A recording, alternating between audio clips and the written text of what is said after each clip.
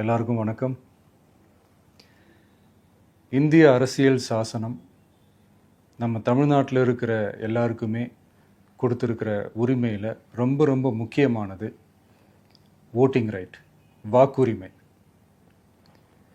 ஒரு மனுஷன் உயிரோடு இருக்கான்றதுக்கு அடையாளமாக இருக்கிறதுல அவனோட ஓட்டுரிமை ரொம்ப முக்கியம்.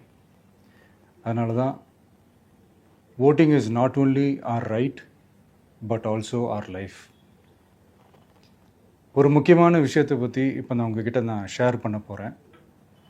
இது நான் ஃபஸ்ட்டு கேள்விப்பட்ட உடனே எனக்கே ரொம்ப ஷாக்கிங்காக தான் இருந்தது.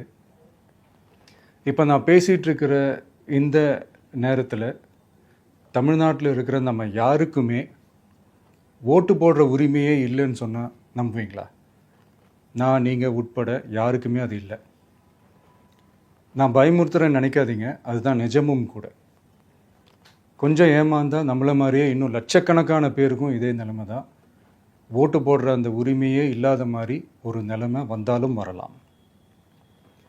இதுக்கு மெயின் ரீசன் அந்த எஸ்ஐஆர், ஸ்பெஷல் இன்டென்சிவ் ரிவிஷன், சிறப்பு தீவிர திருத்தம்.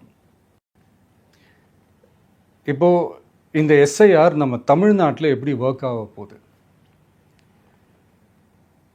கடந்த ஜனவரி மாதம் எடுத்த அந்த கணக்கெடுப்பில் 6,36,00,000 வாக்காளர்கள் நம்ம தமிழ்நாட்டில் இருக்கிறாங்க.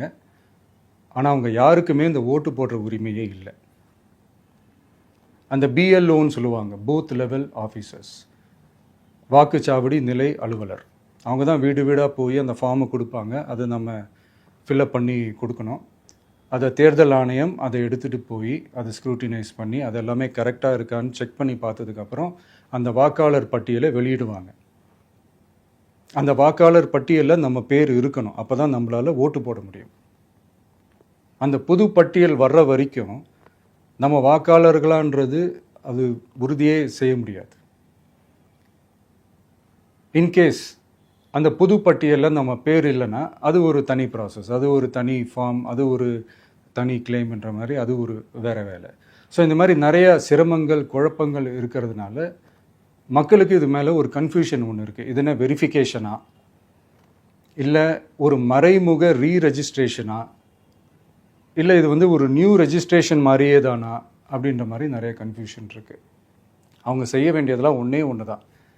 இந்த மாதிரி வீடு வீடாக போய் அந்த என்யூமரேஷன் ஃபார்ம் நம்ம ஃபில்அப் பண்ணி கொடுக்கும்போது அதுக்கான அக்னாலேஜ்மெண்ட்டை அந்த பிஎல்ஓ அந்த ஆஃபீஸர்கிட்ட இருந்து நீங்கள் வாங்கிக்கணும். அது ரொம்ப ரொம்ப முக்கியம். இது நான் சொல்கிறது வாக்காளர் பட்டியலில் ஆல்ரெடி உங்கள் பேர் இருக்கிறவங்களுக்கு நான் சொல்கிறேன். இப்போ புது வாக்காளர்கள், ஃபஸ்ட் டைம் ஓட்டர்ஸ், அவங்களுக்கு ஃபார்ம் 6ன்னு ஒன்று இருக்குது. அதை நீங்கள் ஃபில்அப் பண்ணி நீங்கள் உங்கள் ஏரியாவில் இருக்கிற சம்மந்தப்பட்ட அந்த உங்கள் அலுவலகத்தில் நீங்கள் டைரெக்டாகவும் சப்மிட் பண்ணலாம், இல்லை நீங்கள் ஆன்லைன்லேயும் சப்மிட் பண்ணலாம். அப்படி ஆன்லைனில் நீங்கள் சப்மிட் பண்ணிங்கன்னா அதுக்கான ஸ்க்ரீன்ஷாட்டை எடுத்து வச்சுக்கோங்க. ஃபோனில் மெசேஜ் வரும், அதை சேவ் பண்ணி வச்சுக்கோங்க. அப்ராடில் இருக்கிறவங்க கூட அந்த எஸ்ஐஆர் ஃபார்மை டவுன்லோட் பண்ணி நீங்கள் அதை ஃபில்அப் பண்ணி சப்மிட் பண்ணலாம். அதுக்கான அக்னாலேஜ்மெண்ட்டை வாங்கி வச்சுக்கோங்க. ரொம்ப முக்கியமாக உங்களோட பிஎல்ஓ அந்த ஆஃபீஸர் யாருன்னு தெரிஞ்சு வச்சுக்கோங்க. இந்த தேர்தல் ஆணையம் அந்த வெப்சைட்டில் போனீங்கன்னா அந்த பர்டிகுலர் பிஎல்ஓ ஆஃபீஸரோட ஃபோன் நம்பர் கூட நீங்கள் எடுத்து வச்சுக்கலாம்.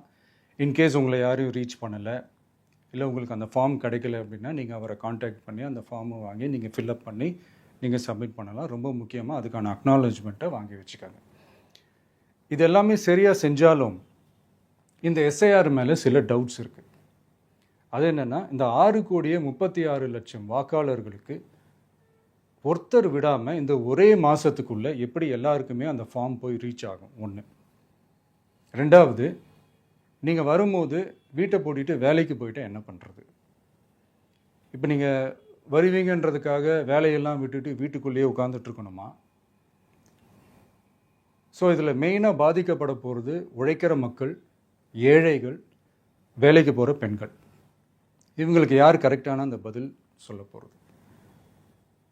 ஒரு நியாயமான எஸ்ஐஆர்னால் என்ன நடக்கணும்? இப்போது இறந்து போனவங்கள மார்க் பண்ணி அதுலேருந்து டிலீட் பண்ணணும். இப்போ போலி வாக்காளர்கள் இருந்தாங்கன்னா அவங்கள மார்க் பண்ணி டிலீட் பண்ணணும்.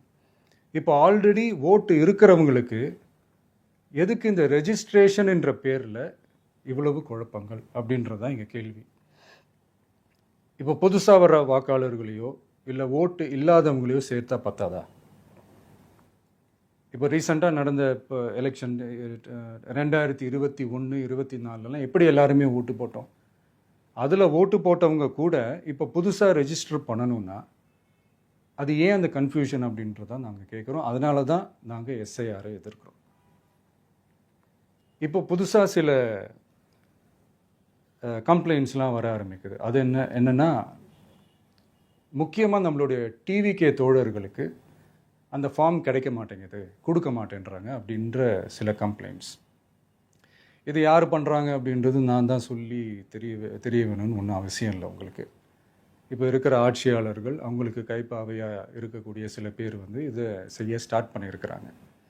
அதனால் மைடியர் வர்ச்சுவல் வாரியர்ஸ், இதை வந்து சாதாரணமாக எடுத்துக்காதீங்க. இது எல்லாருக்குமே அந்த ஃபார்ம் போய் ரீச் ஆகணும். இதில் ரொம்ப உறுதியாக இருங்க. அதையும் மீறி உங்களுக்கு அந்த ஃபார்ம் கிடைக்கலன்னா இருக்கவே இருக்கும் ஆன்லைன்.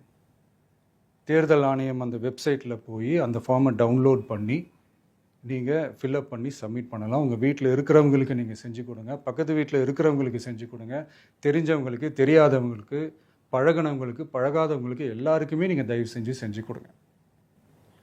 அண்ட் ரொம்ப முக்கியமாக நம்ம ஜென்சி கிட்ஸ், நம்ம ஃபஸ்ட் டைம் ஓட்டர்ஸ், நம்ம புது வாக்காளர்கள், நம்ம நண்பா நண்பிகள், அவங்க ரொம்ப கேர்ஃபுல்லாக இருக்கணும். நான் ஆல்ரெடி சொன்ன மாதிரி உங்களுக்கான ஃபார்ம், அந்த ஃபார்ம் நம்பர் 6, அதை கரெக்டான டீட்டெயில்ஸோட கரெக்டான உங்கள் டாக்குமெண்ட்ஸை வச்சு அதை சப்மிட் பண்ணுங்கள். ஏன்னா வரப்போகிற தேர்தலில் நீங்கள் தான், அந்த ஜென்சி வாக்காளர்கள் தான் மிக முக்கியமான ஒரு ஃபோர்ஸ் அப்படின்றது எல்லாருக்குமே தெரிஞ்ச ஒரு விஷயம். அதனால் உங்களை டிஸ்டர்ப் பண்ணுறதுக்கு, உங்கள் பேரை அதில் இன்க்ளூட் பண்ணாமல் செய்கிறதுக்கு என்னென்ன வேலைகள் செய்யணுமோ, என்னென்ன தில்லுமுள்ளு வேலைகள் செய்யணுமோ எல்லாமே அவங்க செய்வாங்க. இது நமக்கு எல்லா திசையிலையும் எல்லா பிரச்சனைகள் கொடுத்துட்டு தானே இருக்கிறாங்க. அது டிஃபால்ட்டாக நடந்துட்டு தான் இருக்கும். அது ஒன்றும் பண்ண முடியாது. ஸோ அந்த மாதிரி ஓட்டு போடுற விஷயத்துலேயும் அவங்க என்ன உத்தரமராக மாறவா போகிறாங்க? இப்போ நான் சில மீட்டிங்ஸ்லலாம் ரிப்பீட்டடாக ஒரு விஷயம் நான் சொல்கிறேன்ல, 2 பேருக்கு நடுவில் தான் போட்டி அப்படின்ட்டு. அது மேடைக்கு மேடை அவங்க அதை ப்ரூவ் பண்ணிகிட்டு இருக்கிறாங்க. அதனால் தோழர்களே, வரப்போகிற தேர்தலில் நம்ம யாருன்னு காட்டணும், நம்ம பலம் என்னன்னு காட்டணும். அதுக்காக அந்த பலமான, அந்த பவர்ஃபுல்லான ஆயுதத்தை நம்ம கையில் எடுக்கணும். அந்த ஆயுதம் வேறு எதுவுமே இல்லை, ஓட்டு, வாக்கு, ஜனநாயகம். அது இருந்தால் தான் நம்ம அந்த வெற்றியை நோக்கியே நம்மளால் பயணிக்க முடியும். தமிழ்நாடே அந்த வாக்குச்சாவடி முன்னாடி திரண்டு நிற்கணும். அதை பார்த்துட்டு தமிழ்நாடே தமிழக வெற்றி கழகமா இல்லை தமிழக வெற்றி கழகம் தான் தமிழ்நாடா அப்படின்ற மாதிரி இருக்கணும். வீடுன்னு ஒன்று இருந்தால் தான் ஓடு மாற்ற முடியும்னு அறிஞர் அண்ணா அவர்கள் சொல்லியிருக்கிறாங்க. அந்த மாதிரி ஓட்டுன்னு ஒன்று இருந்தால் தான் இந்த நாட்டையே காப்பாற்ற முடியும். அப்புறம் இன்னொரு முக்கியமான விஷயம், அந்த எனிமரேஷன் ஃபார்ம் நீங்கள் ஆன்லைனில் நீங்கள் ஃபில்அப் பண்ணும்போது அதில் ஒரு சில ப்ராப்ளம்ஸ் வர்றதுக்கு வாய்ப்பு இருக்குது. அது உங்களுடைய ஓட்டர் ஐடியில் இருக்கிற உங்கள் பேரும் ஆதார் கார்டில் இருக்கிற பேரும் அந்த ஸ்பெல்லிங், இனிஷியல்ஸ் எல்லாமே ஒரே மாதிரி இருந்தால் தான் அது அக்செப்ட் ஆகும், இல்லைன்னா அக்செப்ட் ஆகாது. அது கொஞ்சம் கேர்ஃபுல்லாக பண்ணுங்கள். அது கொஞ்சம் யூசர் ஃப்ரெண்ட்லியாக இருக்கலாமேன்னு கேட்டதுக்கு அதெல்லாம் முடியாது, அதுக்கெல்லாம் வாய்ப்பு இல்லை, அதுக்கெல்லாம் ஆளுங்க இல்லை, பண்ண முடியாதுன்னு ரிப்ளை பண்ணிட்டாங்க.